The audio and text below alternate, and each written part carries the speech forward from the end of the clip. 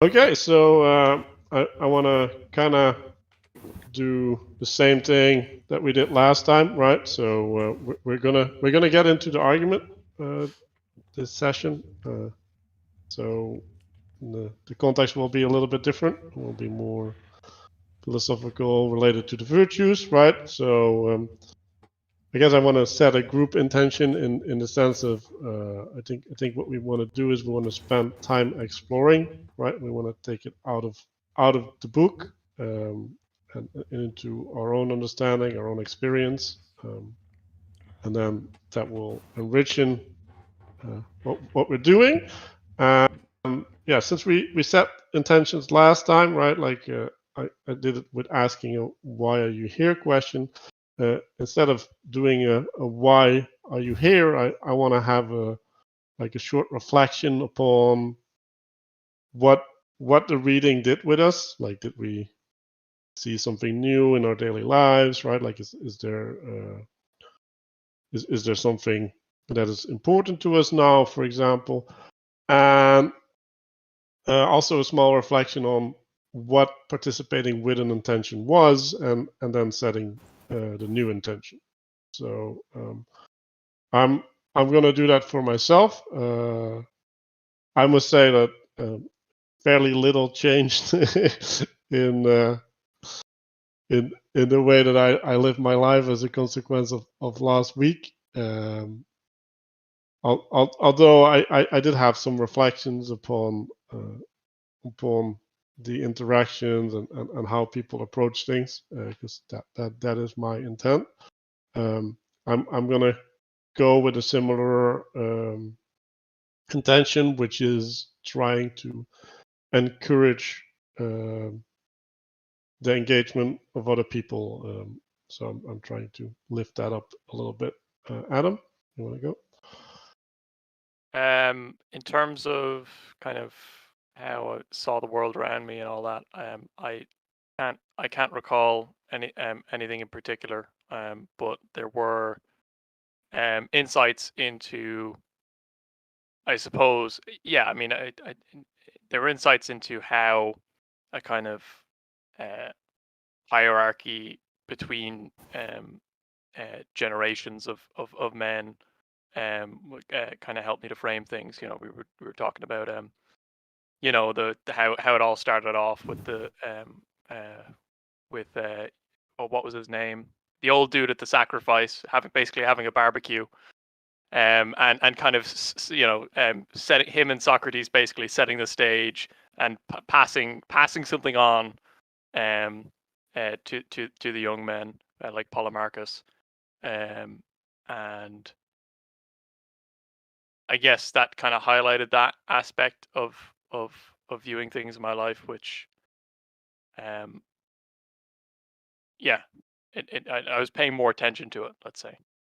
And so far as my intention now, it's much the same as it was last week, is to kind of take part in the conversation, learn more about what's going on in the Republic, and trying to see how other people are relating to it, and how I can relate to it through that, but also through the way I'm through my participation in it as well. So yeah, I guess I'll pass it on to Ethan.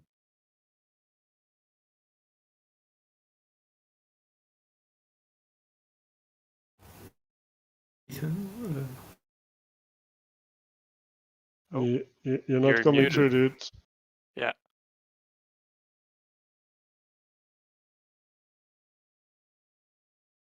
We can pick someone else. You can fix it. Okay. Yeah. Danny. What about you, Danny? So I mean, I have limited, pretty much zero time this week, but I think where my mind has been with respect to the whole Plato and the Republic thing is, I've been thinking about where the culture is, in terms of like from kind of like the modern solution to where the modern solutions are coming out of the modern problems. So a lot of these like Nietzschean and ideas and Schopenhauer ideas that kind of go back through Christianity into Platonism, gaining a better understanding of that. So basically, like, what's the answer to nihilism, right? So we have this basically what are the various answers to the meaning crisis? So gaining on it because Neoplatonism is emerging like from through in Vervaeke circles, in many other circles. Neoplatonism, so-called, is becoming more popular. So just sort of gaining a better understanding that one intention is to sharpen my mind. Another intention is through the participation of this group, right? But kind of this week has just kind of been like with limited time. A lot of it's just sort of how to manage nihilism practically with respect to practical concerns.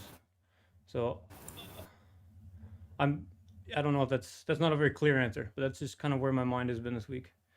So I'm seeking applications in that direction. Man, I gotta follow that. Okay, so obviously Danny's got some big ideas in his head that I'd love to wrap my mind around more. Really, for me, I gained a lot of insight into just looking at the contrast of today's society and how we tend to discuss ideas, right, through the lens of polarization and what's your foundation and who did you vote for, as opposed to how Socrates and Thrasymachus, I think is how his name is pronounced. But the conversations they're having, you do see some emotion come out. It's at one point, like Thrasymachus gets very animated. And that's cool to see that they're not perfect either. These great philosophers. But then you also see this they return to this rational discussion of ideas, bit by bit, piece by piece. And I look at that and I go, where's that in our society today, right? So. So as far as my intent is to look at and learn to reason more effectively myself. I want to get that from this reading. And the other thing that I gain a lot from is the perspective and the machinations of the logical mind of other people and what their conclusions are. So really enjoyed this part in particular so far, just hearing what people want from this and what they've experienced so far.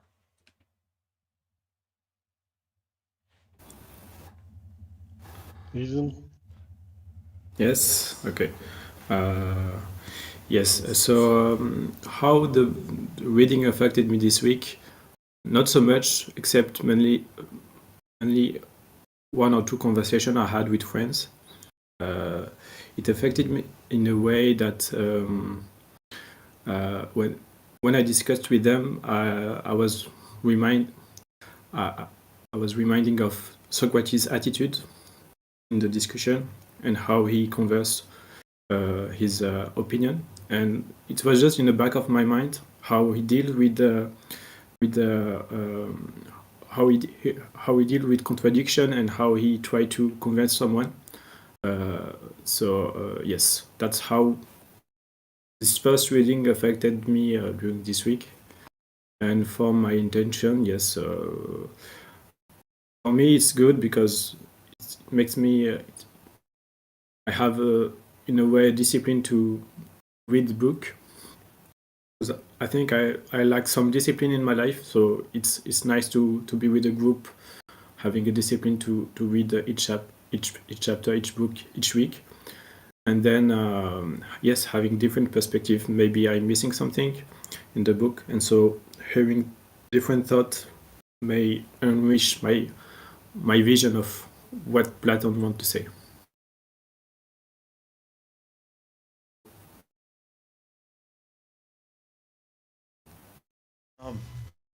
I think this is a really good book, one, because he's arguing with an individualist, which is what we all have kind of fallen into, and he just it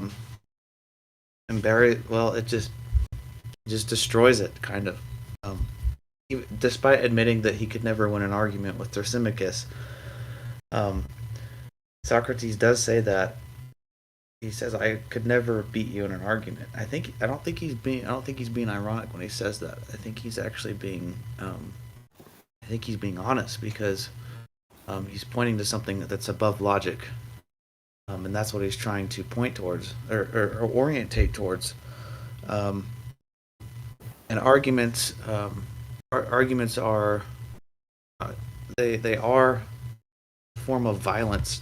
I'm not. Don't take that in the like leftist kind of way. Like it's a form of violence that's like I have the better argument, I have the more strength. You know, the strongest person wins type of thing. And what Socrates is doing with Thrasymachus is he's playing with telos, and Thrasymachus seems to think that the telos is always located within the individual, and he thinks he thinks that virtue is injustice, because the unjust person is able to manipulate the entire world to terminate inside him. And Socrates is playing with that and showing him that the unjust person actually destroys the world. I think people must be in working together in cooperation towards something higher, or else the world will destroy itself. And he asked a really good question, because Thrasymachus proposes that, you know, the person, like the tyrant or whatever that gets all the money or whatever gets all the slaves, is the best person. And Socrates asks him, okay, what about a band of thieves? Do they have no justice? Are they able to cooperate with each other towards a common goal? It's kind of a trick question. It's like, okay, so the band of thieves do exhibit some level of justice.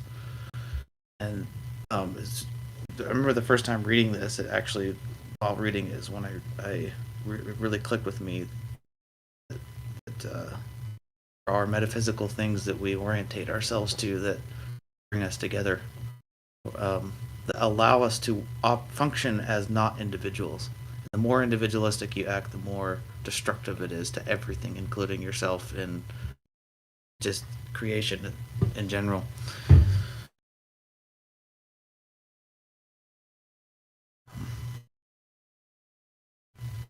Did you have a reflection on your intention as well? You want to set one for your participation? Reflection on my intention. Mm-hmm. From my intention from last week. Yeah. It's good. Well, okay.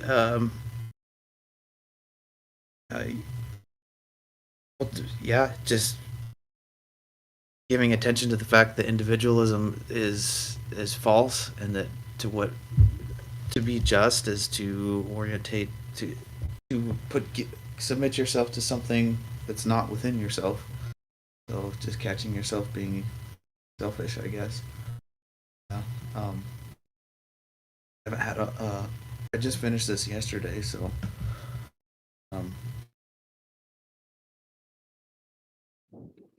Okay. Yeah, I think do we wanna get back to the point that we left off? Because I think we ended up going into change, right? We started going into the argument itself. And like Ethan said, the argument is coming from an individualistic perspective. Might makes right. A little bit of Nietzsche's Übermensch hidden in there. And I think the point that Ethan made about you cannot convince through argument is correct, right? Like I think it's the disagreement is not based upon argument. Disagreement is based upon axiom, right? So it's like, okay, like I value this, right? I value this from my individualistic perspective, and if I'm going to organize the world based upon what I value, then certain things will pop out to me, right? And so the conflict isn't really on the level of whether they follow the correct logic. It's the framing, right? Like what is the frame in which you're doing the analysis, right? And then last week I talked about that I think Plato discerns these three levels, right, of operating. One is from the God, which is narcissistic solipsistic perspective, and then well, this is what I heard. Like I don't know this, but like he can only lift it up one level, right? So he wants to make a bridge, right, to at least afford the possibility of transcending to a different means of understanding, and I think that's what he's trying to do in this first chapter, and yeah, so if we want to connect it to current society, and like I think we want to abstract that lesson, right? Like okay, so there is an appeal that you can make to the other person, right? So because at a certain point he takes a step back, right, and he says, I'm going to do a bunch of things that you're not going to like, right? And I'm going to ask for your consent in doing them, right? And then the basis upon which he gets the consent, and maybe this is actually also a trick, right? But the basis upon which he gets the consent is by being a respected person, right? And so if you're in the camp of might makes right, like the respect or the honor or whatever, right? Like that's what honor culture is in some sense, right? Like it's or there's well, it's not honor so much as reputation, right? So if you have a good reputation, that's like, I think, the discernment upon which you decide how much respect to show the other person, and so yeah, this informed consent, right, is the willingness to participate in Socrates' game, right? And now we're in Socrates' game, and now Socrates can set the rules, and because he can set the rules, he can reorient within the given frame. And like I think we have to go over things to highlight these things a little bit more in the specific. But I think that's a good lens to use. Did anybody want to add something before we open the gates? Well, on the note of frames and types of characters, I think one thing I noticed is that Socrates addresses different types of people with different tactics and in different ways, right? And so obviously Thrasymachus is putting a lot of heat on Socrates, saying like, okay, make a bet, right? What else? He says a bunch of things. You know, he says you're taking the frame of irony. Well, look at you, Mr. Nitpicker, right? And because he's kind of maybe a solipsistic character, the outcome that happens is that he's put to shame and silenced, right? Whereas when Socrates interacts with other people, that's not the outcome of the interaction. So, you know, that's just an observation. I don't know what to do with that. But you know, different strokes for different folks. So, yeah, I don't know where to go with that, but that was just something I observed, I guess. Yeah, and I think the shame is maybe analogous to what are you sensitive for, right? Like what is the means by which you are moved, right? Because if you try to shame me, like that doesn't work. I'll just say fuck you because I'm right, right? Like, and so I'm not sensitive to be moved by these tools. Like I'm sensitive to be moved by a good argument, but I'm not sensitive to be moved by emotional pressure or status destruction or whatever. So yeah, like that's there's two sides to that, right? Like one of it is you can see what type of person the other is, but you can also see how to approach the other person, right? Like what are the things that you should appeal to in the person. About the framing, when you hear Glaucon and Thrasymach, they speak in one shot. They don't ask question, and they don't try to see where is the frame or the if the other counterpart agree with some statement. When Socrates speak, he first asks question, do you agree on this? Yes. Do you agree on this? Yes. And then he catch off guard the counterpart. That's interesting way of doing of Socrates is he tried to see where the counterpart agree and then move on the argument. Yeah, the style is definitely different. Thrasymachus is his method of argument is to impose his logic, whereas Socrates is not that at all. It's more of an invitation and kind of more of a, I don't know how else you put it, but it's not an imposition. He's kind of trying to cultivate something. I like that. He's taking more of a cultivation, looking at it from that way. With Thrasymachus's method of argument matches to his actual logic.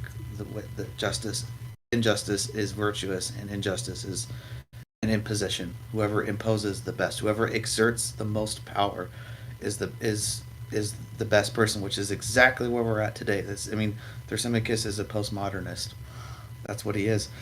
It's reminding me of this tweet. A mutual friend of ours posted a couple days ago. Perennial problems mean we can ask for grant money forever from the governments to solve patterns and struggle that reoccur. Our just promise followers a way through.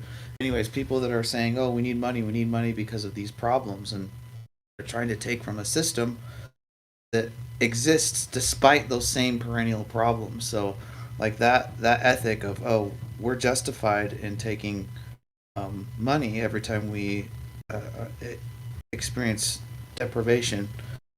That is injustice. That actually is injustice, because you're destroying things. You're not building things. You're not maintaining things. You're destroying. You're parasitizing things. And injustice can never build anything. It can only destroy. And yeah, I was gonna add to what you said, Manuel. This is something that Schindler wrote. He said the conclusion can be reached only with Thrasymachus. The conclusion can be reached only with Thrasymachus's real participation, because he withholds precisely this. Book one comes to an end without coming to a resolution. So yeah, I mean, he makes the same point that it can't be won through argument. He has to sit there and participate and experience this cultivation. He's not going to be convinced through mere force or imposition of logic.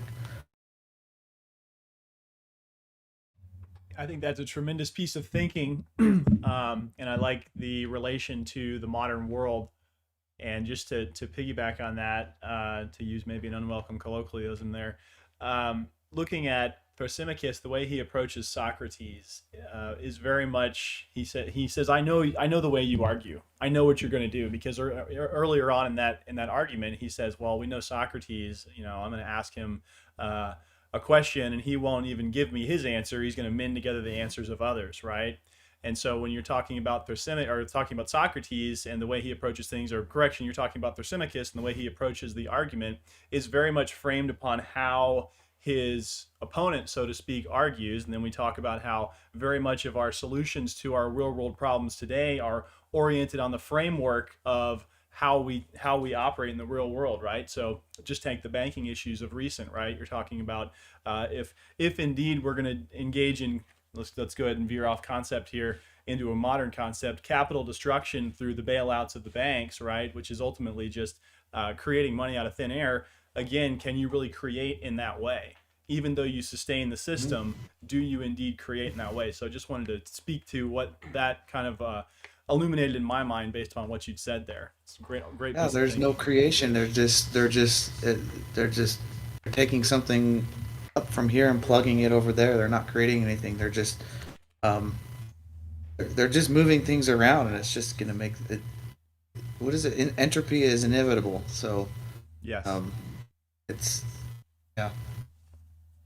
When Socrates, Thrasymachus gets upset at him with oh, you never make your own arguments. You just kind of use other people's, and it goes back to the I know nothing, right? Because it's everybody else has knowledge, and Socrates is fixated on an ideal of the good, and he doesn't want any of the he orientates himself towards the ideal, and then he'll allow everything to kind of emerge properly in concordance with that ideal, instead of um, building something up without looking up, and then that, like, if you're doing an emergence only type of thing, you're building and hoping that eventually that will get you to the correct disposition. But he's fixated on the ideal first, and then lets everything else kind of construct its way up to it. I think that's why he holds to that. I know nothing, because it's dangerous to say that I know. He lets the argument emerge naturally, or become cultivated again. Yeah, That bothers Thrasymachus. I got this association with the biblical knowing, right? So the biblical knowing is effectively to be intimate with, right? And so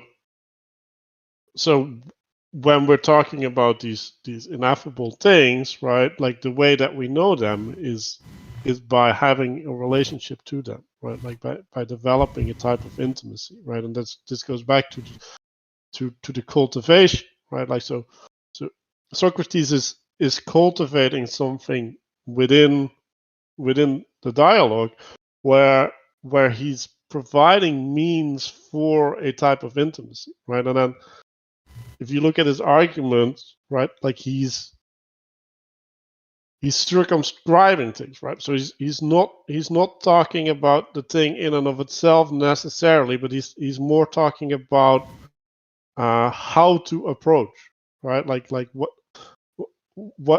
is the relationship that I can have, and what is the things that I know that aren't true, right? And Viveki talks about negative theology, and I don't like talking about what a thing is not, right? But talking about the boundaries, right? Like, okay, like I can cordon off this area, and it's at least within that area, and like how exactly it is there, I don't know, but it's there. And I think also what is going on is there's a couple of ways that he's framing things, right? So there's this good and better, and there's good and bad, and then there's just and unjust, right? So there's these well,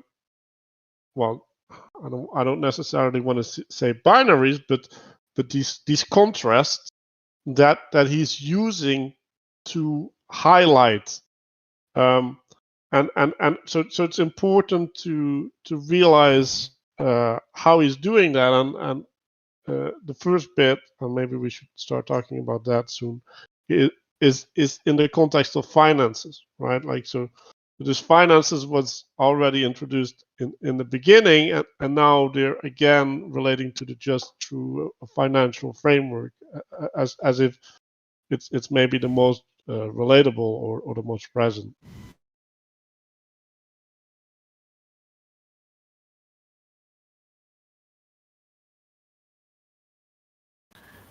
Yes, my thought about Thrasymachus is that he's not that caricatural.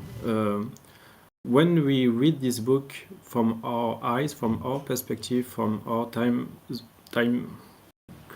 currently period, well, his point is the strong is the strongest, so it's natural that he rule. But I'm sure that in the past it was a more common thought, a more I think the people from the past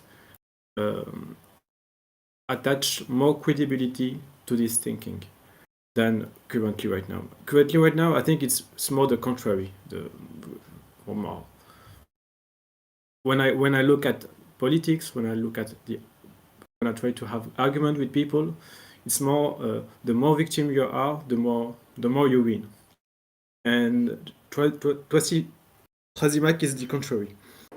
The strongest has because he's the strong, he must rule.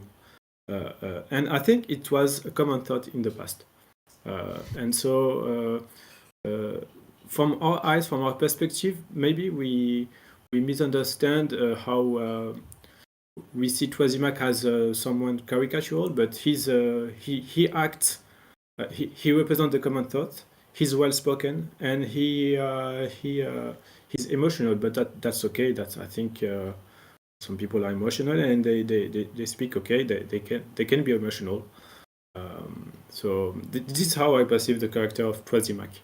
And yes, he reminds me of Nietzsche. I don't know, yeah, the argument of Nietzsche, but maybe in a crude version. More crude version. It's weird. Thrasymachus is the opposite of the people today, but he's also the same exact thing. Because instead of whoever's the strongest is the best, today it's whoever's the weakest is the best. But they're actually the same thing because it's totally a having mode thing. Whoever has the most of this is the best. So whoever has the most of whoever has the most victimhood is the best. Whoever has Thrasymachus, whoever has the strongest is the best. And I don't know, They're like playing a we've lost. non-generative game. Yeah, They're playing they don't want to cultivate anything. Whereas Socrates is, they're participating in the same thing, but the Thrasymachus is withholding any sort of real engagement. He's kind of stuck in. I think he's a sophist, right? So he's kind of a rhetoric teacher for young men, young politicians, Mhm. and that might be fine, but that he only is getting stuck in who wins the argument and not Mhm. about what Socrates might actually be trying to point towards. Mhm. And so it's I think yeah, we're pointing to the same non-generative pattern because it's either you're so strong, you're the best, that there's no kind of reciprocation. So there's no there is there in some sense there is no cultivation. I mean, I was talking yesterday with somebody about culture, and part of what culture is a kind of reciprocal thing of it comes from the idea of inhabiting a place, but also kind of there's this kind of sexual imagery there. So there's the kind of going too far forward of okay, I'm winning, to the kind of opposite, the kind of so making oneself appear to be so small that there's no consequence. They're so inconsequential. But either in either case, there is no seeming generative kind of building up towards something. Mhm. Should we do the trick that Socrates? Should we recite that what he did with Thrasymachus? So he says he'll bring up a couple examples like a physician or a horse master, say, or a ship captain. I like that one. He says, okay, so the ship captain has a bunch of subordinates. He has a bunch of sailors. So is the ship captain's interest his self? Like, is his telos located in himself, or is it located somewhere else? Is it located in uh, navigating or running the ship? And Socrates is saying um, it's more likely that his telos is located with somewhere within his subordinates, because if it wasn't, he wouldn't be a ship captain. Like, his purpose is to the ship, so he's actually serving his subject. This is one of the. I mean, Socrates obviously isn't going to end up here, but he's kind of trying to pull that telos out of the individual. It's like the doctor. Is the doctor's telos? Is the medical professional's telos himself, or is his telos the human body? Is that his subject? Is the subject of the horse master? Is it himself, or is it the horse? And it's like, okay, these people are committed to things outside of themselves. With the ship captain, it's actually I don't know if he actually gets there in book one. We might get here later, but it's actually not the telos of the ship captain. Actually, isn't it's not the individuals of the crew. It's not the sailors. It's actually the telos as the ship itself, and everybody is in cooperation, submitted to the telos of the ship, and they're actually they cooperate together for the way that I think of it is all of them cooperate towards something that's higher, that, which would be the form, I guess you could say. There's a loving relationship between the two. The top cooperates with the bottom, and they all consist of the whole, which would be the form of the ship. So, anyways, that's the trick that he does. It's like, okay, so all these professionals, they're not committed to themselves, because if they were committed to themselves, they wouldn't have a profession. Yeah, and so the way I would frame it is the argument that's being made is indirect observation. So when I do something good, that's at a cost to me, right? Like it's a sacrifice, and therefore it's bad, right? Like that's the linear relationship or whatever, right? Like that's a flat world, and then you can say, well, but if I do something good, then things function, right? And now you have a level of complexity and a justification for the next layer of complexity, and I think that's the level that gets lifted up, right? And then you can say, well, like if everything functions, I benefit, right? Like I benefit more than I would benefit without everything functioning, right? And that's like another layer, right? So I think that's maybe analogous to these ways of thinking, right? Like where you say, oh, right, like, but actually there's a flower, and like when the flower blossoms, there's something inside, and then you have the fractal nature of that, right, where you can get people one step further.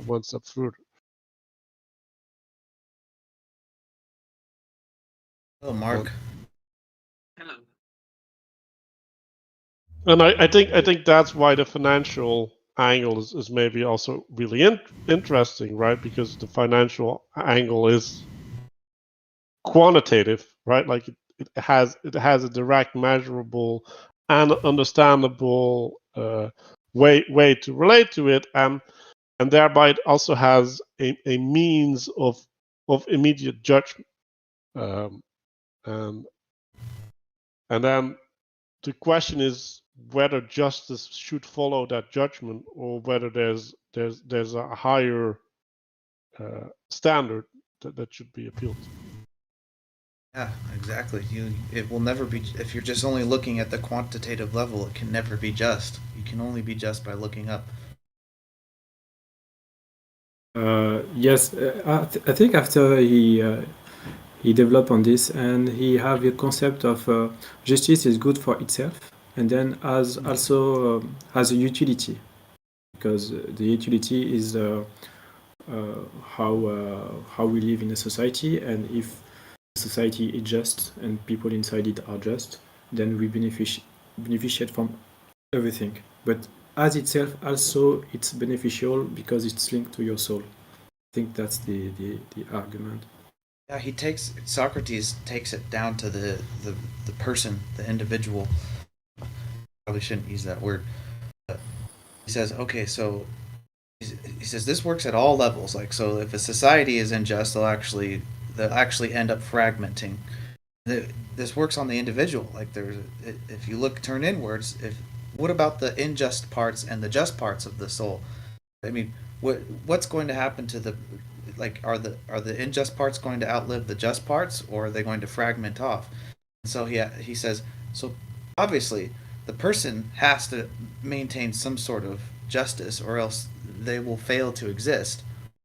I think he goes on there to he says, surely the gods are just. They're not unjust, because we know that they exist. We worship them. We give them offerings, and they bless us, whatever. Surely they're just. It's coming to, like, justice is starting to look something like tied to order, and the fact that something exists, the fact that we have a culture, like that is all indications of justice, and injustice actually pulls away from that and destroys it. So he's flipping it around to where justice is actually virtue, and injustice is not virtue. That's very. In fact, I makes was me think reading. of. Go ahead. Sorry. Oh, I'll just real quickly.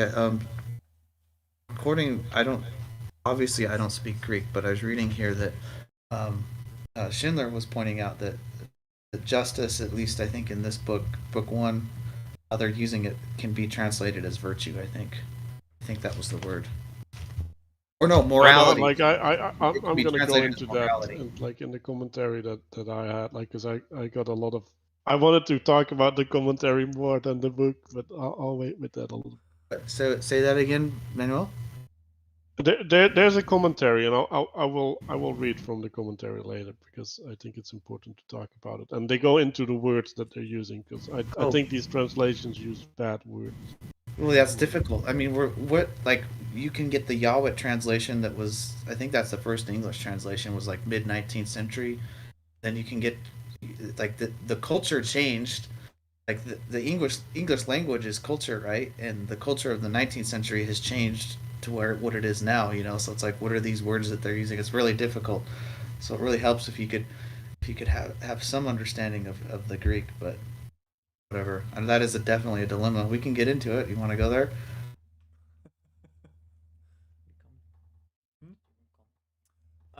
Yeah, I think that was really interesting in terms of when you talk about the whole conversation is about just and unjust, virtuous and not virtuous. And it's just very. Then you talk about the relationship between the collective and the individual in terms of the ship's captain and the folks who are actually doing there, and it starts to get a little abstract for me in terms of, okay, so if you look at if entropy is injustice and to build or to transfer energy is justice, it just makes me think of that relationship. A lot of people look at, because you're a captain of industry and because you built something big and because you are massively wealthy, that you now automatically you've taken from people. And turning that on its ear very much is actually the concept of service, right? You're talking about the level of service that's rendered, the number of people who have been rendered service by, say, Amazon founder, right? Like, look how much service he's rendered in terms of the books that he's provided to people alone, just the bookstore starting off, right? So that's just a very interesting concept for me, and it just makes me think deeply about people's perceptions of justice versus injustice on that whole concept of just because you have doesn't mean that you're unjust. Just because you built doesn't mean that you're unjust. And modern society very much has a strong undercurrent of going, hey, eat the rich concept, or he who has a lot should have it taken from him because it couldn't have been earned, right? But the reality is, and I think you pointed out well, is that many people who have a lot have actually served a lot. Yeah, but I think there's a point where Thrasymachus says is that the only reason people are just, because he says injustice is virtue. He says the only reason that just people are just is because they're worried about being victims of the unjust people. And yeah, he gave three motivations, right? He gave the motivation of financial gain, the honor, and fear. Which is I don't know if I'm on board with that, but it's interesting. So I've that good. that sort of ignores the more important point, right? Like the people who say because you have something you must have taken it from somewhere, right? They're not accounting for the creation of value, right? So their worldview is closed. They think things are there objectively, they're just there, and therefore if you created the iPhone and not me, then you stole my ability to take the iPhone from me. But that's not true. I couldn't have created the iPhone, right? And so they're just missing that whole component. And because they're missing the component of the work, ironically, that goes into the creation of the object, they think that object exists independent of the person. And that's the only way it makes sense. It's a closed world, right? It was already there. Therefore, if you have it, you took it from somewhere. But that's not the way the world is. You create value. And if you create value from entropy, for example, which certainly happens, then yeah, there's a bunch of service that goes into that. There's a bunch of advantage that goes into that. There's a bunch of effort that without which you don't have those things. And so you can't replace Jeff Bezos, whatever you may think of him, with any other person. Like it's not to say that no other person couldn't have done some of the things, but no other person could have been Jeff Bezos. Like it just same with Steve Jobs, right? Same with any of these people, and that's the problem, is they're not accounting for the full set of things. And that's what happens when you invert things like justice by saying social justice. Justice doesn't have a modifier. You can't modify the concept of justice by putting a word in front of it. Justice is a virtue, so it's higher up above everything, right? And I do like the ship captain thing, A right? Because means of expression. That's what it is. yeah, but it's higher up above everything, and the ship captain works because it points higher. Because that's what's actually going on, right? There is something higher, and that person is serving that higher thing, whether it be Jeff Bezos or Steve Jobs or whomever. They're actually serving something higher. They're benefiting in their service. We all benefit in our service. We also all suffer when we're lazy. So, you don't get around that equation just because you're not successful. You're still having consequences from your actions. So if you have positive consequences in general, there must be something positive about your actions.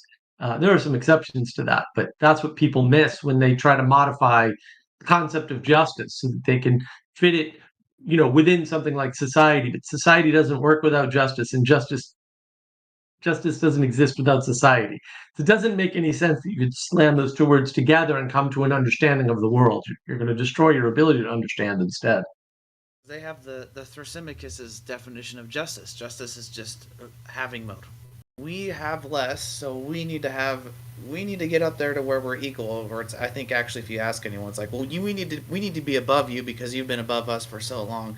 They have that having mode notion of justice, and you're right. It's not. That's what Socrates is arguing here. Is justice is not that. Justice is a virtue.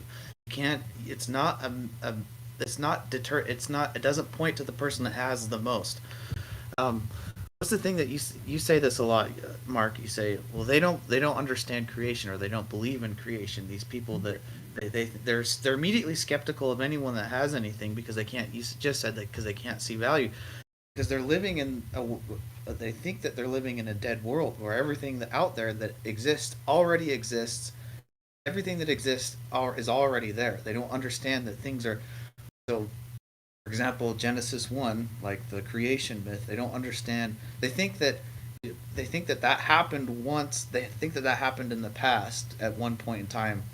They don't understand that that's continually happening all the time, every day. It's the origin of the world, in the sense that it's how, not linearly, not like at a certain point in time a long time ago. It's happening all the time. That's how value is created. That's how things come into our world. It's like they don't understand it, because it's like pulling some ex nihilo. They see, well, there's all of a sudden all of this value, and we can't see where it came from, so we're immediately skeptical of you, because they can't accept the fact that something can be created out of nothing. Well, if we're going to use that language, I'm going to make a defense a little bit, because I just had an insight, right? So I think what happened is, and actually Plato goes into this later in the book, where he says there's three generations of people, right? And the last generation is the democratic generation, which is actually the generation that we're in now. But what is a quality of the democratic situation? Well, like they get born into a system, right? But like when a system exists, what do you want to do? Well, you want to fine tune it, right? So you're saying, well, we're putting energy here, and maybe if we put more energy here, then it's better, right? And so you're navigating on a layer of abstraction that is in the optimization, and it's not in the generation, right? Like it's taking for granted how things come into being, and is pointing the energy of what comes into being into an expression, which is literally what politics is, right? Like the politics is the guidance of the expression of what is coming into being, right? And then that if you're not grounded into how things come into being, right? If you don't have your feet in the ground, then you start pointing the expression in a way that it can no longer be sustained by what's beneath it. And that's what we're getting stuck into, right? And all these people they get educated in a way of reasoning that they're effectively not mature enough to participate in. And I think that's what the issue is. Like they just get lifted up too high too fast. Yeah, it's definitely a maturity issue, right? You can't see above where you're at. That's what having mode is. You can't see out of your 3-year-old self to realize your clothes get washed by your mother, right? And the food doesn't just get cooked, right? The food comes from somewhere, a very long chain, right? And these things don't just appear created, right? And therefore, you're not part of that chain of what does all this take, right? That's when we lose track of where does meat come from? The supermarket. Well, kind of. Right. And that's the flattening of the world, where you just see what's in front of you. You don't realize what's behind all of those things. Like a supermarket is a place that exists because people need to gather to get food locally. Like and that food doesn't come locally usually. Some of it might, but most of it goes through all these processes and organizations. Even if it's just bagging the food to put it on the shelf, right?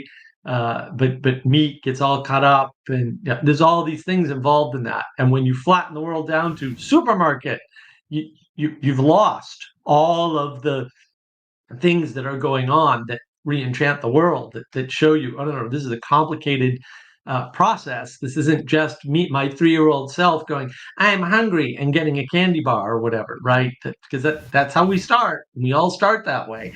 And as we grow, our understanding is supposed to expand, and part of that hasn't happened. That's when you get this flattening of justice. And then it gets in, and it can happen to adults too, right? And you can lose understanding. You can know one day and then forget, right? You focus in on something silly like technology or TikTok, and then you forget all the stuff that happens in the world that enables you to exist, and the implications of that, the virtues that go into that, the values that must be carried out in order to do that, right? I mean, there's somebody somewhere right now working in a field, right, so that you're able to eat. And they know that, and you don't. It's like, whoa, right? And look, it's going to take them all year. Like, so for example, farmers typically get paid once or twice a year. They make all their money in 1 or 2 days. That's it. They don't get a paycheck every week or every month. That's not the way it happens for them. And then they have to manage their money differently. We have no appreciation of this normally. You have to have experience with that. Otherwise, you get into that problem of, well, justice must just be some, you have, I don't, balance, therefore unjust, when it can't possibly be that simple. Yeah, I wanted to So- share. You mind if I wanted to share a tool that's been really useful throughout most of my life. This was from when I was a teenager, so it was called, like, when you're in an apologetic frame or an ironic frame like Socrates, where you don't make any assertions. Like, literally the first thing he says when Thrasymachus says justice is in the interest of the stronger, he says, what, Thrasymachus, is the meaning of this? Wisamarity is aware of these things, but these are called the Columbo tactics. 2 questions that you can win any argument without knowing a thing about the topic by asking these 2 questions. And this is useful for us as if you're stuck in middle out thinking, or if you're propositionally trapped, or if you're in flatland. As we acknowledge, the disagreement is over axioms. So if we can back people up, these 2 questions are really good at backing people up. One is, what do you mean by that? The second question is, how did you come to that conclusion? So, like, if somebody comes on your door, knock, knock, knock, excuse me, sir, do you have a moment to discuss whatever, right? And you know nothing of the subject, you can just ask those 2 questions over and over again, and that oftentimes will back people up towards their axioms, whereby you can get to kind of have a more productive conversation, and then hopefully you can maybe jump out of that propositional entrapment or something like that. But those 2 tools have been very useful for much of my life. I see Wisam smiling there because we did much of this in Houston, so. Can you recite those questions again? What do you mean by that, and how did you come to that conclusion? Hey, Paul, this is perfect timing. I swear, I haven't asked these questions in years. Paul was another coworker of mine from I came back Houston. just at the He right happened to time. join at the.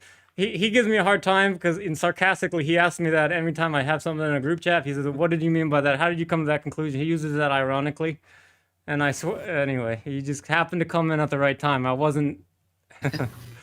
So, Just to be welcome, clear, I Paul. often think back about these questions, and they're super good questions.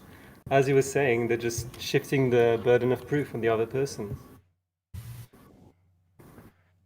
What a logical sledgehammer that is. Just this is actual meaning. from Well, people. I think just to take it back to where you get into that sort of, as you were describing it, Manuel, the kind of you're brought up into a kind of it was a frame that you basically don't have the maturity to actually engage with properly. To give a little bit of the historical context here, but it's proper that this happens in this conversation, because this conversation is happening around the time of the Peloponnesian War. So Athens is a very, let's say, very, very mature civilization, right? They have colonies all across the kind of Aegean, and they've recently come into war with Sparta. And to put it in a generational context, because it's like, well, you come a generation where that you get people who are running around engaging with stuff that they don't have maturity to engage with.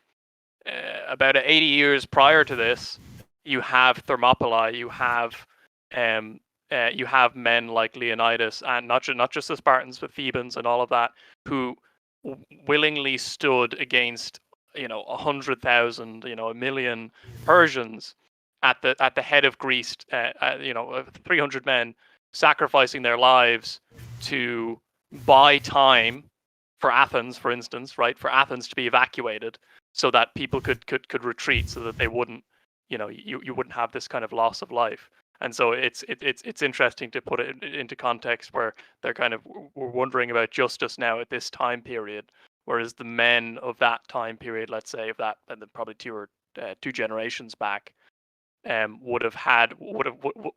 probably would have had a much more mature engagement with that sort of thing, so that they could just they would embody that without much kind of propositional playing with it, because they kind of had to. The situation was such that it kind of made it more immediate. I think we actually say the same thing when. So in conclusion, Socrates say we need to act with justice as a virtue, and we need a state ruled by just men. And currently, we say we want justice. We want a just state. We are saying the same thing, but I think the definitions are different. Maybe because Socrates links justice to the virtue and to the soul. And right now, we are not making this link at all. And it's a different perspective on justice that make that big of a change, I think. And if we go back to definition, like if we take the argument of Thrasymach, Thrasymach say the state must be ruled by the strong. Of course, it must be ruled by the strong because they are strong. By definition, they must be strong. So it's a kind of irrefutable argument. But in a way, Socrates say an irrefutable argument. He say the state must be ruled by the just because they are just, and so they will act accordingly. But humans are layered, and they are not always perfectly just. It's difficult to make such an absolute argument. So I think what I found liking is in this argument is the irrefutability of it in a way. It's just based on definition, and it's not practical in a way. So the modern conception that you pointed out, though, is the idea that you can encapsulate justice, or you can have it, or it's a property. That's that having mode thing, as opposed to being mode, right? You can't have justice. You can be just, but you can't have justice. It's not a thing. Justice is an implementation in the world of a virtue, right? And so that interact, that's the fundamental thought shift. I know John Vervaeke talks about this a lot, the having mode versus the being mode. And I would argue there's a third mode, but when we approach things as objects, as stuff that we have, let's say, control over, that are smaller than us, like justice, I can't have justice because justice is so much bigger than I am. Justice is bigger than all of us. Like justice is way big. It's not, when we try to make it smaller, we try to flatten it, try to take things above us and bring them down. That's when we run into all kinds of problems because we're trying to define things in terms of ourselves instead of defining ourselves in terms of those things that are bigger than us. And that's the being mode stuff. Like, am I being just in my actions? Am I being just when? Is justice being done to me when? Right? That's it's not a subtle language shift. It's a huge shift. We just think of it as subtle, probably because we're not paying attention. Right? But it's a huge difference. Like, where's the object? Where's the center of the discussion? Because if it's me having justice or getting some justice, that's wrong. That's centered around me. Justice is so much bigger than I am. You can't really do that. And I mean, we all slip up, but it's good to get back into this. And that's what I was talking about earlier with the attitude about, is justice something that can be manipulated? Like, can I have social justice? Can I have, modifier justice? No, you can't modify justice. Virtues are those things that you cannot modify at all because they are bigger than you. You can't modify them, right? Maybe society changes how justice is in that society, right? But the society doesn't exist without the justice, and the justice makes no sense without the society because they're both bigger than individuals in them, right? They have to be containers for something else. I think it's important to realize that one of the trends that we've had is we want to have reliable treatment of people, right? So we consider it unjust if someone falls through the mazes of the net, right? So we want to capture that person and we want to have something that person can rely upon, right? And then the means that we do that is we create rules, right? So we remove things from the individual judgment, right, or the individual discernment to a rule-based system, right? And in some sense that's necessary and important, right? Because like we don't want to live in a corrupt society where people just randomly do what they think is right. But if you go too far in that, right, like you remove the agency of the individual implementing, right? And now they're gonna be robots, right? And now all that you can do is you have to have a system that can account for everything, right? Like that's the only way that you can resolve that problem. But obviously we can't make systems that can account for everything. So we start making errors on the other side, right? Like so instead of having errors because incompetence or corrupt people, we start making errors because the systems can relate to the situation on the ground, right? And now the question is, well, what do you privilege? Do you privilege the consistency, right? Like, do you privilege the consistent reaction, or are you privileging results? And are you trusting that the individuals that are participating in providing the solution are going to provide the best result possible?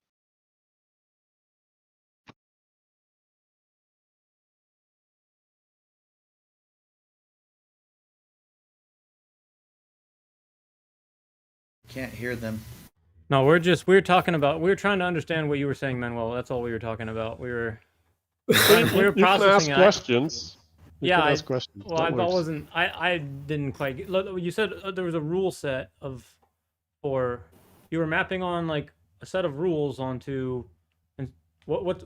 Yeah, I didn't. Well, that's quite get laws, the right? But connection you we were- try to codify everything in law, right? So what's happening is, okay, we're making this legal system, right?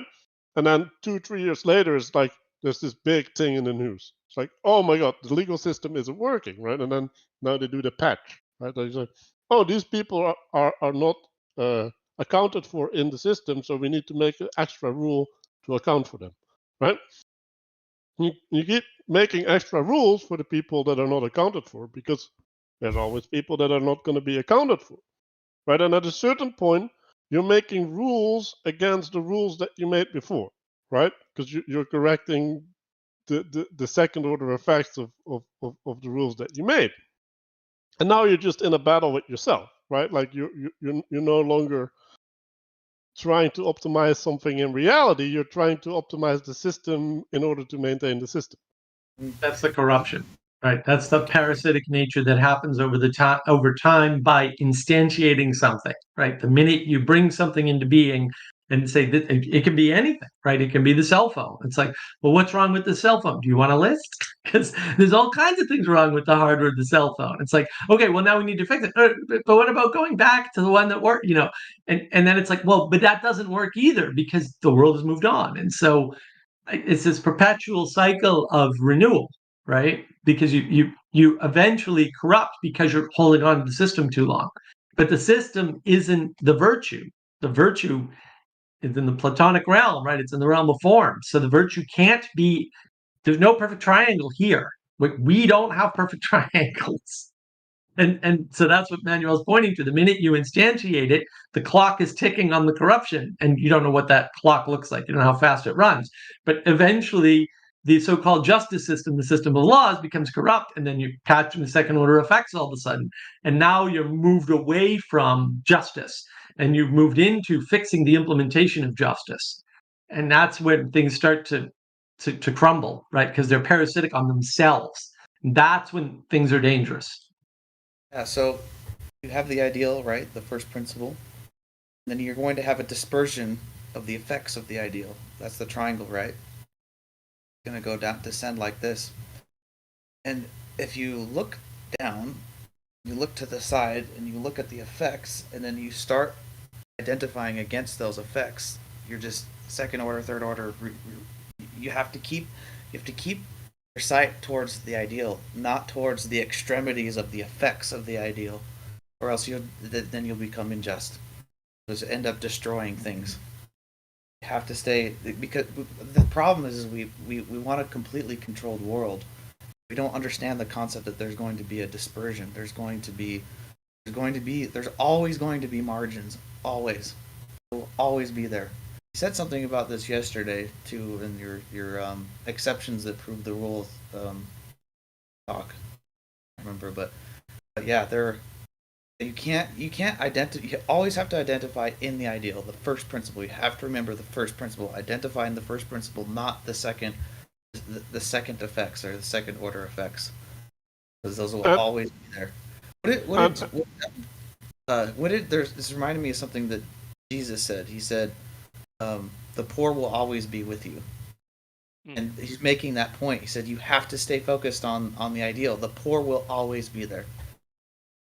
Yeah, and what you want to do is you want to have a different means to account for the people that fall out, right? You don't want to account for it within the system. You want to have like a bucket on the side and say, well, okay, we'll just catch you, and then we do something different with you, instead of having it all in the same thing. Mm-hmm. And also, like, there's sacrifice. Like there's just people that have to do things, and like that sucks, right? Like, because if they don't get done, they don't get done, and things don't work. And like there's no way around that. Mm-hmm. The importance of this is the importance of Sabbath, right? If you read Pageau's book, 7, the remainder, and the not tilling the corners of the fields, there's always going to be an extremity, and you cannot contain that extremity. You can't account for it in the system. You can't write an algorithm for that. So you have to acknowledge that you have to accept that will always be there, and you have to, like, that's where things like charities and stuff like that they take theoretically they take in the corners, and they deal with them on a case by case basis, because you can't come up with a law that will control for everything, because it's the chaos on the edges that can't fit into the structure. Anyways, So, this might be kind of introducing a common theme that I just haven't looked into much, but the Platonists might reduce like the idea of the true pilot. It does matter why they're on the voyage then, right? Because that's the telos of the ship, you know. So, but there's also the art of navigation, and so the art of what the Platonists would say is that there's some like everything reduces into some mathematical pattern which is represented in like music, right? And they would roll things back and say like, oh well, music, that seems way too reductive, right? And so there's some kind of aspect of excellence or art that seems to be like transferable, but on the Why like do you say that, Andy? Why do you think they would? Platonists don't reduce anything. They're actually expanding the world. The idea of forms is a revolution in terms of previous thought. Like previous thought couldn't integrate the difference between the instantiation and the ideal. And Plato gives you a way to do that by introducing forms. And he also explains the decay of, we'll call it the non-ethereal world, right? He says this is why this is like this. Like again, it's the triangle, that we cannot have a perfect triangle that is not available to us. Which is not to say there isn't a perfect triangle. There is. It's just in the Platonic realm. It's in the realm of forms. So he doesn't reduce. He actually expands everything. You have to look at it historically. Like before this, that concept, while it may have been teased at, was not really there. And you got to remember too, and the more I look into this, the worse the story it gets. All of these people were worshiping some god or other, or maybe 7 or 10 or 5 or 2. Who knows, right? They all were. That was already a thing. Like everything in philosophy comes out of that, what we would now call religious tradition. They didn't have that term. They didn't think that way about it, right? That's 1530 is when we started to use that word incorrectly. So basically, they already had a way to worship. They already had a way to look at virtues. Like they had all the practices that we would identify or map onto a modern religion, in terms of they had tradition, right? They had some way when they were in trouble of trying to work out something outside of themselves. They had mediation, right? They'd go to the gods for mediation in some cases. But when Plato comes along, he takes that oversimplified system and says, well, wait, there's the forms, there's some mystical way of forms. You were born into them, or you were born knowing them, or something, and right, which is the trick he plays, right? And then he proceeds from there. And so he's not reducing anything. He's actually kind of expanding the world that everybody else is in, from before his time. And I think that's really important to realize. From their perspective, it's not a reduction. Okay, so yeah, it's an expansion. Like you could zoom out more and say pre-axial, like we're on the step, versus axial age where we have all these new. So basically, now in what the problem that I see in terms of the solution to nihilism that we're seeing now is going back to like the Nietzschean principle ideas of stimulating vitality, passion, getting out of your head. Like basically, so the thing about the axial age is basically like abstraction, right? So like if we introduce the idea of like navigation as an art, like I don't know anything about the forms, so intuitively we have the sense that like like you say your axiom is being is good. It's not life is good, because a flesh blob in a petri dish is. We have an intuitive sense that there's hierarchies of life, right? And they've like Schopenhauer, Nietzsche, they get into this stuff, right? About how there's higher and lower orders of life, and but I mean, it seems like that intuitively seems like most people would kind of like nod their head, when they hear like, but I don't know. I don't. It seems like what was I bringing all this up from the starting point was what's the question? So how do you not okay, whether you're irreducibly what's the opposite of expansion? Reduction. Reducing. How do you prevent that same process from expanding it? Like where are the boundaries on Platonism? Do you you see what I'm trying to get at? So, What do you mean the boundaries on Platonism? Are you Well, so I there's think a I think you need to reframe it, right? So because it's like Ethan said, it's a triangle, right? So there's an emanation which is a point, and you can call that a reduction, right? But it's not. It is a thing that can unfold itself into every expression, right? Mhm. So the complexity is there as a seed. Like it's not there as an actuality. And I think that's the step that you have to make. But it's like, okay, there's a way to relate to things where they haven't found their expression yet. But relating to the thing pre-expression allows you navigation, right? Like better navigation, because now you can relate to the essence, right? And find universal relationships of all the expressions that follow below the emanation.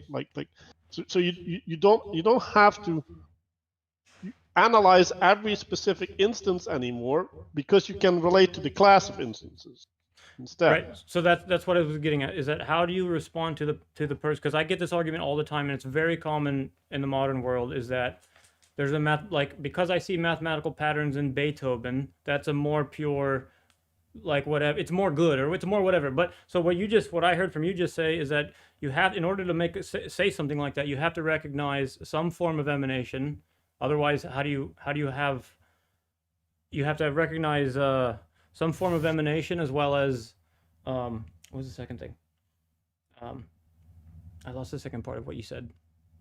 But basically, what I was asking along the lines of, in terms of, I'm trying to understand Platonism, and a lot of the modern arguments I get are these like mathy pattern things, right? And I don't know how to respond to that. Like, oh well, there's these mathematical patterns in the universe. The mathy patterns things is a flattening, right? Mhm. Like it's a materialist interpretation respond to that, though? of Platonism. So Well, what's the like response so to you that? tell them they're wrong. That's I how mean, you how? say you're wrong. But how? I don't know how. How do you respond to Nietzsche? Nietzsche was wrong. Okay, can we move on now? Right? How do you respond? Literally, any modern philosopher. Yeah, they're just wrong. Throw them out. Go back to Plato. Problem solved. I guarantee you, this is true. It's true. You don't need any of that other stuff. Mathematics are hard. You can reject bad frames, and people get it. You can't do that. No, I can. I did. I will. I'll continue. Like, it's not that hard. Like, you don't have to take everybody into account just because somebody says they're smart, or 20,000 people listen to them once, or you can just throw out their stuff. Like, it's not, and it is a reduction, right? When you say a pure form of something because math, right? You say, okay, well, Beethoven can be, or Mozart's a better example, right? Mozart can be reduced to these mathematical patterns, and therefore it's like, okay, well, why don't you express the math using whatever method, because there's more than one way to express math. Why don't you express that math and tell me if it's as beautiful as Beethoven, right? Because it's not, or Mozart. It's not. Well, now what? So you've over-reduced. That's how you know, right? You know, because the true, the good, and the beautiful is not there. Well, the true, the good, and the beautiful is not there. Why am I doing this? That's the boundary. The math we'll see later that the mathematics is just one point on a line, and that comes from the first principle. It's just one point. Bach has actually. He said there's a quote from Bach. He says he attributed his art to two things: God and science, mathematics and God, primarily God, something ineffable, the first principle, and then mathematics, which are or science, or the understand. That's what he meant, as like music theory and stuff that helped him understand and implement this higher first principle. Yeah, Yeah, and I want to go back to where we started, right? And we started with this idea that Socrates was cultivating a relationship, right? Like so some things we can all, what was it? Know? Oh yeah, like it's the biblical knowing, right? Like there's this intimacy, right? And the intimacy comes from establishing a relationship, right? And like what is that relationship? Well, like it's the ability to grasp, right? Like it's the ability to get grip on something, right? And math is a really powerful tool to get a specific type of grip, right? Like usually math is in relation to manipulation, right? So it's like I reduce the complexity of something to a certain set of variables, right? And then I can manipulate the variables, and then I can get some expression out of the thing that I'm trying to manipulate, right? Which is effectively the project of science, right? So it's really powerful, a powerful way to grasp something, right? But it's a specific type of grasping, and I guess I want to introduce the commentary that was on the text, because they're talking about this, right? So the way that they were defining goodness, right? And like I think this is just the common Greek understanding of goodness is excellence or virtue of a workman that lies in its efficiency, right? So the workman, right, like is a person who has a telos, right? So it's he's relating to a purpose, a emanation, right? And then the efficiency is the capacity to give expression to that emanation, right? And if I am capable of making good shoes so that people can use shoes, then I'm a virtuous shoemaker, right? Yes. Now, that is a really, really, really materialistic expression of virtue, right? Like, I think it's highly problematic, right? Because now we need to say, what is a good shoe, right? And then you get into this argument. Well, a good shoe is again the thing that fulfills shoeiness, right? Yeah. But like, what is shoeiness? Because like, not everybody, like some people want beautiful shoes to walk on the catwalk. Some people want like sturdy shoes so that they don't cut off their toes when they work in the field. And some people like solid shoes that they can do long walks, right? So the shoeiness is like, there's always this ineffability that's there, and it's like you can never collapse it, right? Like there's always this mystery in the definition, and so I don't like it, right? Because efficiency implies a tangible understanding, right? Now you can also have a different quality, right, which is fulfillment, right? So I can have a shoe that fulfills its role as a shoe, right? And so now I am sufficient, right? Like, and now we don't have to go into qualitative or quantitative arguments. No, it's like there is a requirement that is being met, and my capacity to meet the requirement allows me to have a proper fulfillment of the identity. So yeah, I'll stop there. I got more, but I'll stop there. Yeah, that sort of points to the fact that the identity exists in the what would you call it? The weaving together of the emergence and the emanation, right? And that's why Plato re-enchants the world, or enchants the world in this case, right? Is because he adds in that emanation and adds it back into thinking, and says, yeah, these quote definitions are all about, say, the dead matter, but actually they're in service to this other thing that can't be defined. I mean, this is really the problem, right? And this is where Socrates is a use, right? And everywhere else maybe he's not, right? Yeah. You are operating on a definition. Oops, that might be an error when you're trying to talk about a virtue, because virtues can't be defined in the way that a chair can be defined, right? And that's what we don't recognize. We don't recognize the class of things that are virtues and values that do not have definition. What we can define is part of their implementation, but only a part, and only the implementation, and not the form nature of it. Like, again, I can talk about a perfect triangle that exists as an abstraction in the realm of forms. There's no question about that. It has to, because I have to be trying to instantiate something when I draw a triangle. You know what? I can't have a perfect triangle. Like, still true. Yeah. Yeah. Yeah, I have mixed feelings about this. You can have different kind of fulfillment, and well, if you don't have definition on your argument, then then the argument is pointless in a way, because you can make any kind of statement and it will be true. No, that's No, not. That's not. that's not true. That's not Like you true. can see it what Socrates is doing it, right? Like he's asking for consent of his interlocutor. Right. And Yes, but I think argument. Socrates defined enough so that it. Arguments aren't the only way to interface with the world, right? They might be the best way to communicate to the most types of people, but and that's limited in and of itself.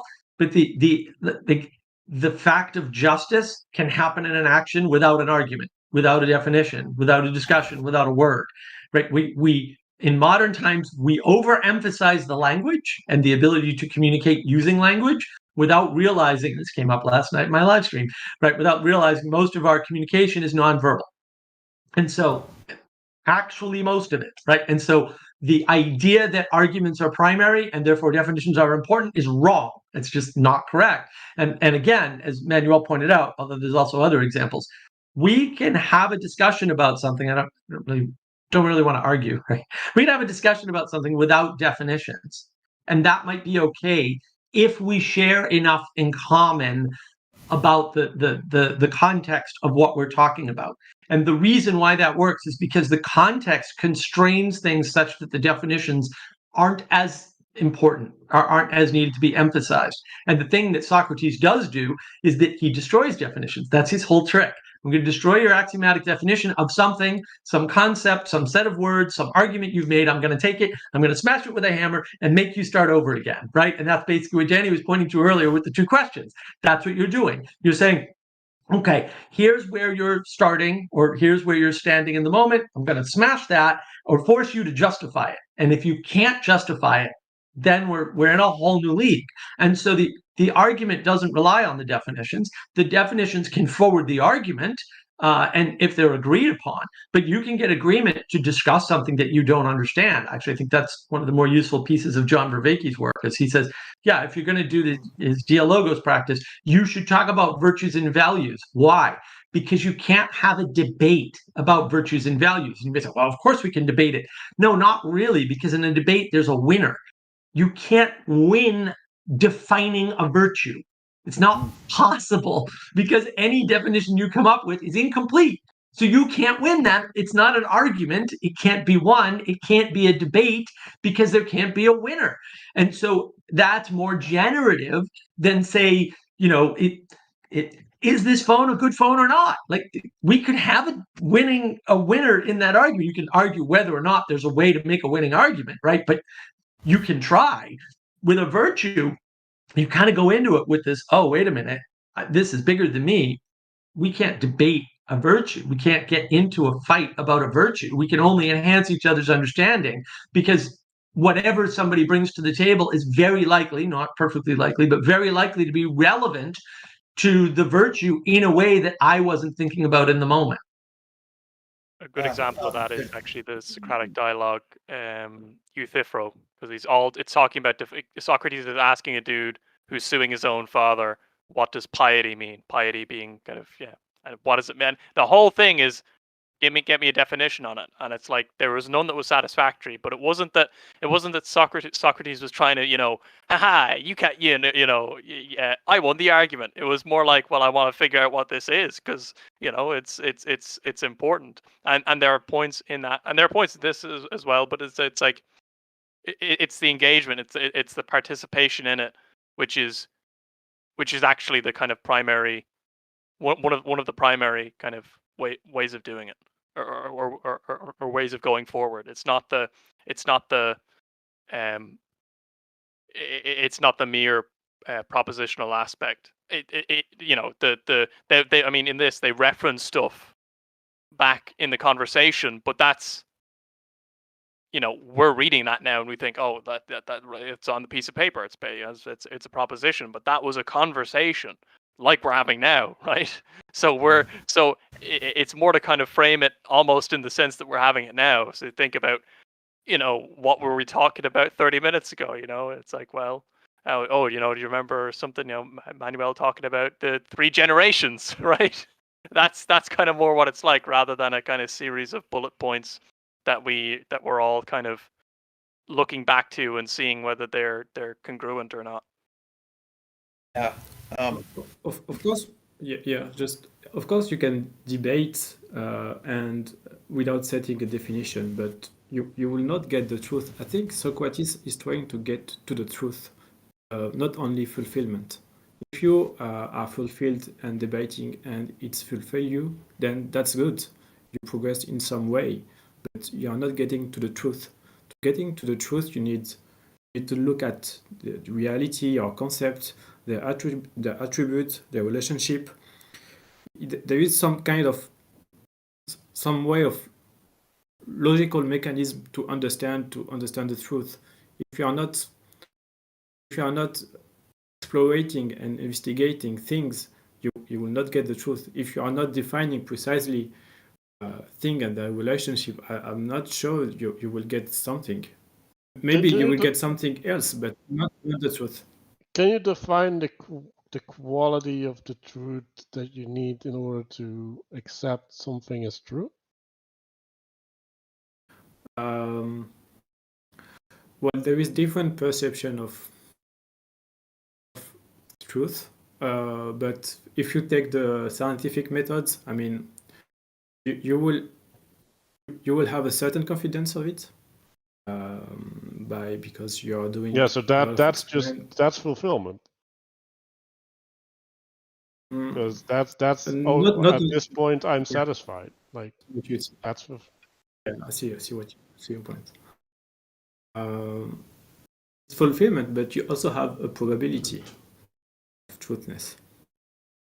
You can scientifically, but a probability is actually not a truth. Like it's literally not a truth.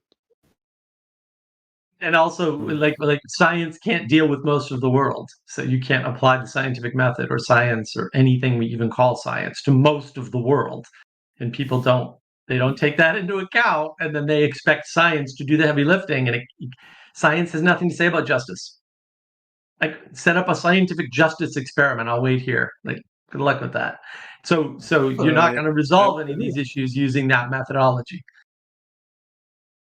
I'm not saying using this methodology, but if you are not setting definition, and if you are only on symbolism and I don't know, not giving something factual, concrete in a way, logical application of what you are saying, then it is pointless. No, I would argue that's just materialism. It's totally unnecessary to be materialistic about it and to reduce it to material. Well, so materialism is when it's linked to reality. You can have thought about concepts, and logical thought about concept. It's not materialistic. But if I cut up a piece of meat, right, and I say this is your portion and this is my portion, is that just? So I think, look, I think it sounds like Wisam is saying it has to be ground out in fitness, but fitness is not the same kind of hardness. Like if you're sailing on a ship, yeah, of course you need to know there's a fitness to how you sail, right? But it's fundamentally like they talk about this, like hunger, or it's these desires that are the fundamental drivers of ultimately value, right? So I mean, yeah, there's got to be some kind of relationship between fitness and passion and desires, right? I mean, it sounds like that's what you're getting at, Wisam. Is that somewhat close? Yes. What do you mean by this? Well, when you say it sounds like you're defining what I'm hearing you define as the concept of fitness. That's what, right? And when you say there has to be a logical mechanism to arrive at the truth, right? I mean, but we can't prove it out scientifically. Yes, that's limited, right? But we have this concept of fitness. I'm not saying. Well, scientifically, it's a word it's a case that we put, but I mean, we say logic, true logic. Like if you are not getting a thing through logic, then then you will not necessarily getting to the truth. I mean, if you are making an argument to another person, the other person have to meet you in a way, and the only way to meet you, it's through logic, I think. No, logic doesn't work. Like that's the problem. The I only can way use It's to way universal. to meet Logic people is is through universal. laws. no. Hold on. Logic, reason, and rationality can justify anything. Actually, I've done it many times. It's a trick that you can use, right? It's literally the trick that people use is they can give you a logical argument for something, and you mistake that for the truth. I can justify anything logically. It's not hard. The problem is that logic, reason, and rationality all rely very heavily on your starting points, on your axioms. And that's why your starting axioms are important. And that's why Socrates goes after your starting axioms, because he knows full well, logically, you can lead anybody anywhere. You can actually lead people to kill other people logically. It's not that hard. People do it all the time, right? Logic. What's the reason for capital punishment? Oh, well, this guy killed 7 people. And if we don't kill him, he'll kill 7 more. It's logical to kill that guy. Okay. Is that true? It might be, it might not be. The logic, or you could say, well, logically, he's got his whole life ahead of him and he could have a revelation, right? Or he could change, or he could be rehabilitated with effort, right? And because being is good, that effort is worthwhile no matter what it costs society, right? That's also a logical argument for not killing him. Those are both logical arguments. There's nothing wrong with either argument, right? They're starting from different core principles, axioms, right? And they have different goals. Because if being is good, then your goals change too. Because your starting point constrains your ending points. And that's what constrains logic and reason and rationality. And that's why it matters. And that's why logic can't tell you anything about the truth ever. Because logic alone is completely insufficient to the task. It takes us back to the questions. What's your axioms, or what's your starting point? I mean, you're exactly right. It can be used to. Thrasymachus's starting point is something like the comfort of the individual, or his starting point is the individual, and that's what Socrates is trying to do in Book 1 is trying to show that not only is that wrong, it can't be right. It's utterly false. It has to be located. He's not saying where. He's just saying it has to be located outside of the individual somewhere. And that's what Book 1 is opening the door to. And ironically, I'm going to Mark, you weren't here for this, but Schindler says this. He says the conclusion can be reached only with Thrasymachus's real participation. It can't be done through logic. Because he withholds precisely this, his participation, Book 1 comes to an end without coming to a resolution. And then, ironically, after Socrates kind of provides an argument or logic that Thrasymachus kind of submits to. He's like, okay, whatever you say, Socrates, I'll just agree with whatever you say. And Socrates builds up this logical argument, and the reader's reading is like, oh yeah, that makes total sense. And then, but due to the lack of participation from this Thrasymachus, all Socrates has is a structure of logic. And then we get to the end of Book 1, and he does exactly this, what he does to other people. He's like, well, that was fun, and then just throws it off the table. And then it's almost like he's like, let's start over. But it's not let's start over. It's let's start fresh. And that's what the whole Republic is it's pulling you through this participation. That's actually what the participation is we're building, just, we're doing this, like up, down, up, down, up, down. He's trying to get you to look up, look at this ideal. And when he speak with the character, so he say that the action that you set is leading to something bad or something false.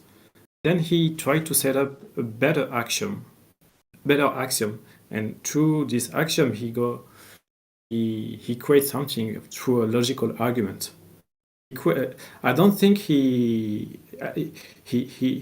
rebooked the concept, the world concept of the others, and then he creates his own world concept. That's how I perceive it. Right. Okay, but the problem is, right, you're talking about worldviews, effectively, right? It's like how do you construct the way that you see the world, and the problem is you cannot convince someone out of their worldview, right? Because now you need to appeal to something inside their worldview to get them outside, and Yes, that's a paradox.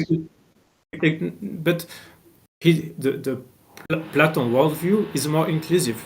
It takes account of more things. It is more Yeah, why strong is that than better? Like I want to why have it's my better 15 wives the other one will and agree on my it. golden throne. Like, I don't care about more inclusive.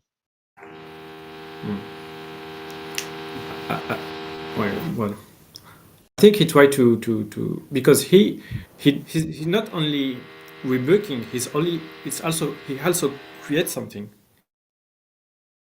Also, Yeah, but you can Islam, create anything. Like, the point is that what is created needs to be accepted, right? And like I pointed at this earlier, right? Like, the way that Socrates gets that acceptance is by asking the other person to consent, right? And the way that he is asking for the other person to consent is by doing an emotional appeal, right? Like, that's not a rational argument. He's making an emotional appeal. He's appealing to something that they value in order to gain a grounding within their understanding that he can make a logical argument upon. But like, he first has to has the place to stand. yes. So he's making a logical argument, and he's tried to be inclusive. And I'm not No, sure he's that first only on creating a the place to stand, and like like that has to happen first. Like, you can't have the logical argument without the thing to build the argument upon.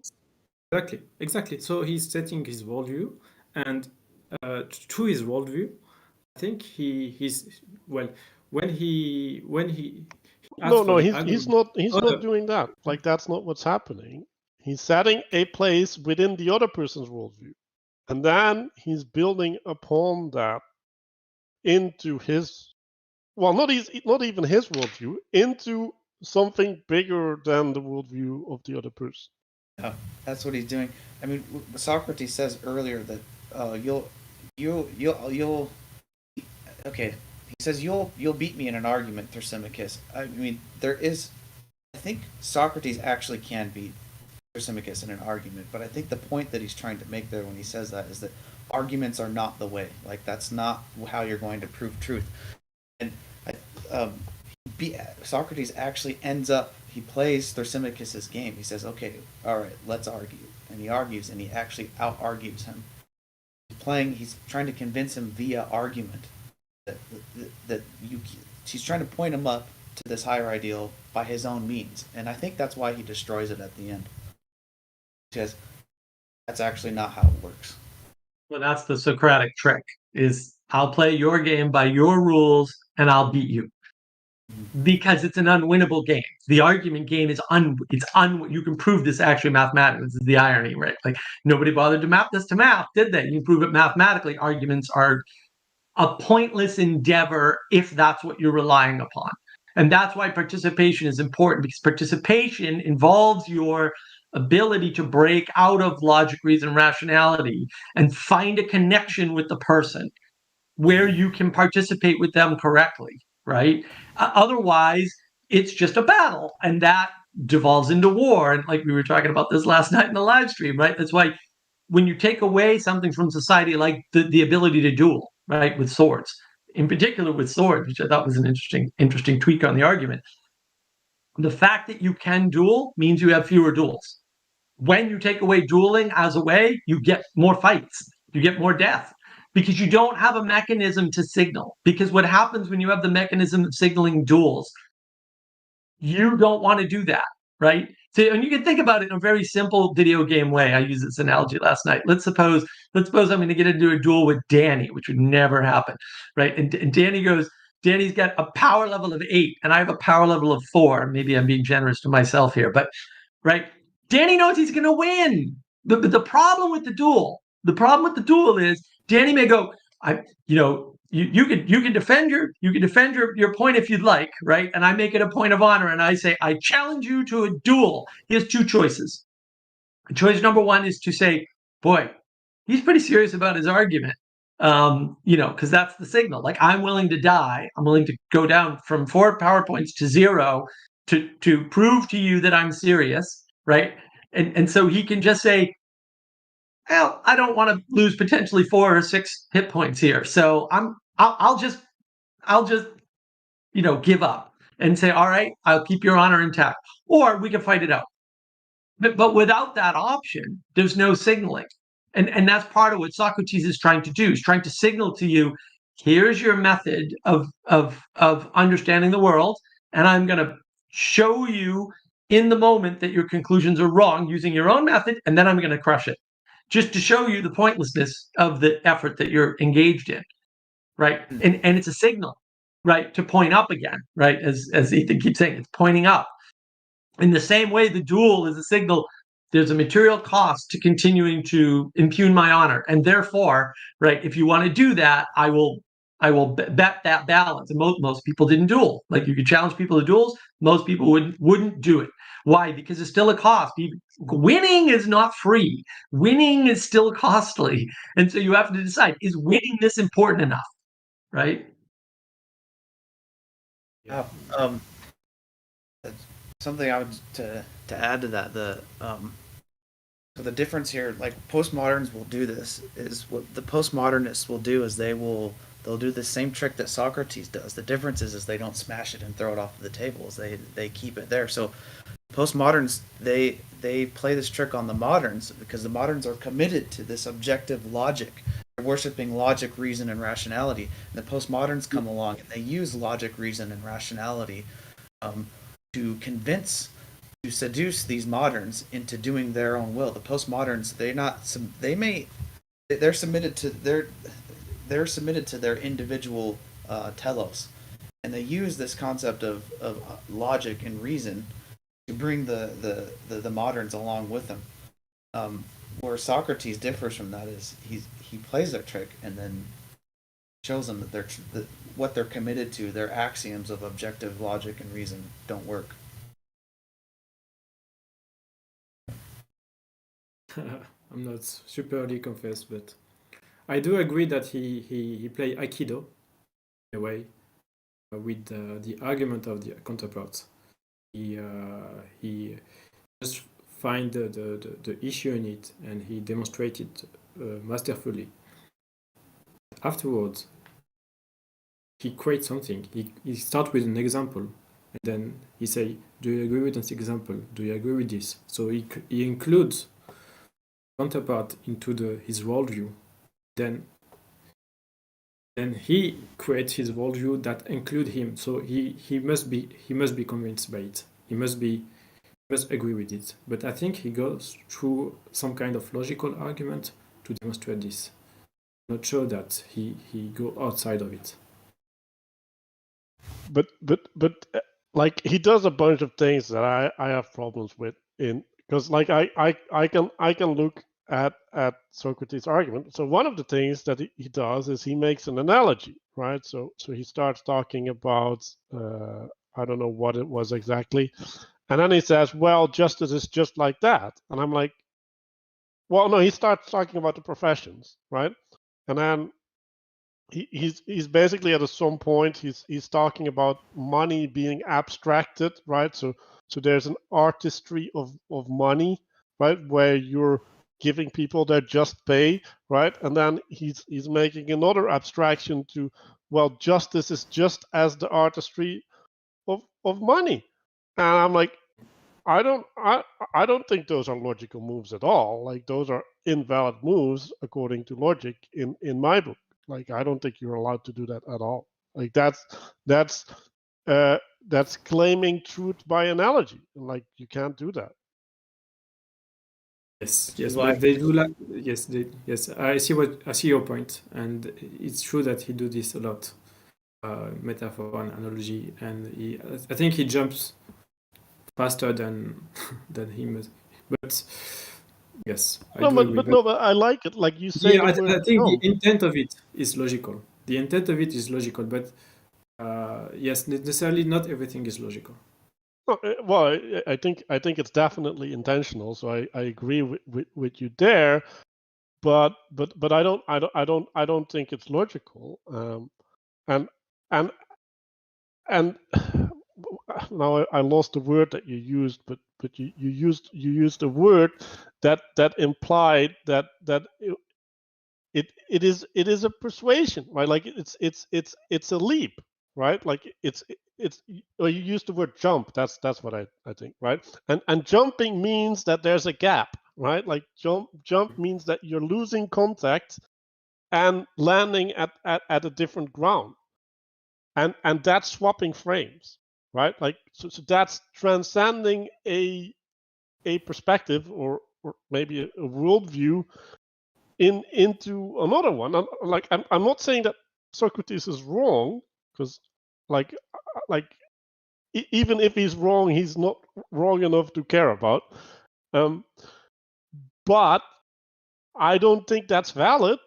Like I don't think you're allowed to do that. Like you're not allowed to do that according to logic. You're allowed to do that through consent, and he's asking for consent. And like I think it's valid if you do it with consent. Does he do more persuasion or more convincing in your opinion?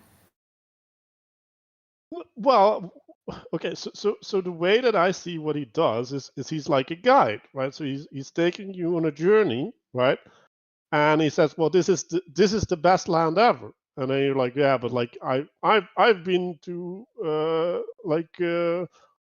Disney World, and then like nothing is better than Disney World. And it's like, yeah, but like this is the best land ever. Just come and walk with me, right? And then and this goes back to the participation. Like during the walk, he lets you interact, right? He develops the intimacy with the land, right? And like, is there an objective better land? No, right? Like, why is Disney World good?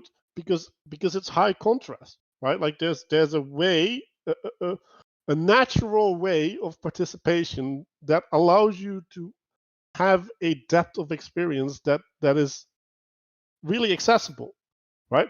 But right, like when you go with the farmer and the farmer tells about like, oh, this is how I plant the seed, and here you can see how they grow, and then I like when the vineyard is like 5 years old, then I start getting the grapes, and then I make wine, and here, taste the wine, right? And so now the wine is enchanted, right? Like there's this whole story behind it that gives meaning, right? And now you get this intimacy again, right? You get this intimacy with the wine, with the land, right? And that intimacy is a different quality of connection than Disneyland, right?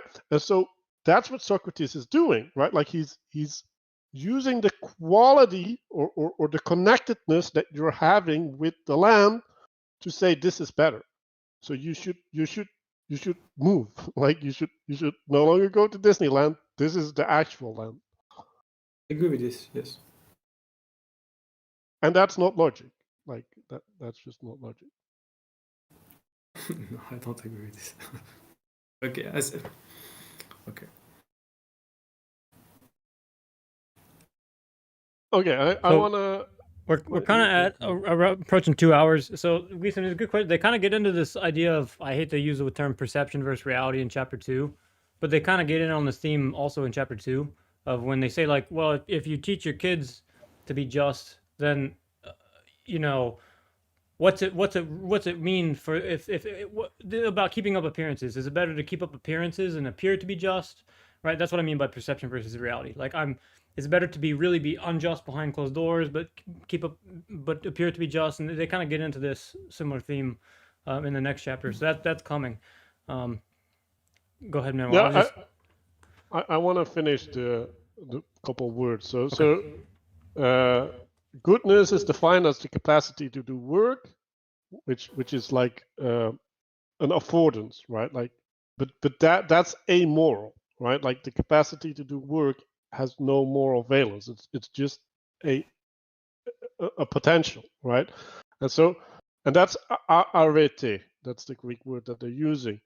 And then Sophia, which had a meaning right, before philosophia, right? Like and Sophia means the skill to do art, right? Which is like the affordance to be a shoemaker, for example, right? So that's the knowledge, that's the intimacy, right? So the Sophia is pointing at an intimate connection with your craft, right? And it's the capacity to navigate in the being shoemaker, right? Like there's so, and that this goes into the model that I and Mark made, because we're effectively using something similar. Oh yeah, and efficiency is good at living, and that's virtue, right? And yeah, I'll skip over this. And then the thing that I like is justice leads to harmony, right? So the justice uh, isn't necessarily right relationship, but it is integrated relationship. So this goes into what we were talking about before, right? Like so when things are in harmony, right? And like this goes back to the cutting the piece of meat, right? Like how I cut the piece of meat is depending whether it is causing conflict between you and me, right? So as long as we're in acceptance, right? And the best way to do that is that I pick what I perceive as the bigger piece and always give the bigger piece to you, right? That's the best way to do that. But as long as you're like, well, I'm getting my fair share, then that's just, right? So there's no, and this is back to the fulfillment, right? Like yeah, maybe you only need 10% of the mammoth to feed your family, and like you don't care whether you get 80% or 10% because you can only use the 10%. And so the justice lays there as well somewhere, right? Yeah. And then this last thing is there's three things that he was explaining. That the unjust is superior to the just in character, in virtue and intelligence. That's one of the clauses that he's dealing with and refuting. And then unjust is a source of strength, right? Like so, he's refuting that statement. And injustice brings happiness, right? So that's the three arguments that are being put forward and that are being refuted. So that's what I had. Hey, so we got a hard stop here. He's got a hard stop, so Will's got to go. But glad you came. Thanks for coming over. It was fun. So guys, it's definitely been like grabbing onto a moving freight train. That's awesome. And they say you're in the right room when you're not the smartest guy. So that's I'm definitely in the right room. So I appreciate all of the great things that have been spoken here today, and look forward to next week for sure. cool. Thanks for coming. Okay, so Thanks, Danny. Sure. All right. I'll walk you out. All right, brother. yeah, so then we can conclude with our reflection on and so try and present to yourself the things that were salient during the conversation, like what triggered you, what motivated you, right? And then try to connect that, like what does that mean in my life? Like how does that connect to my current reality? So close your eyes and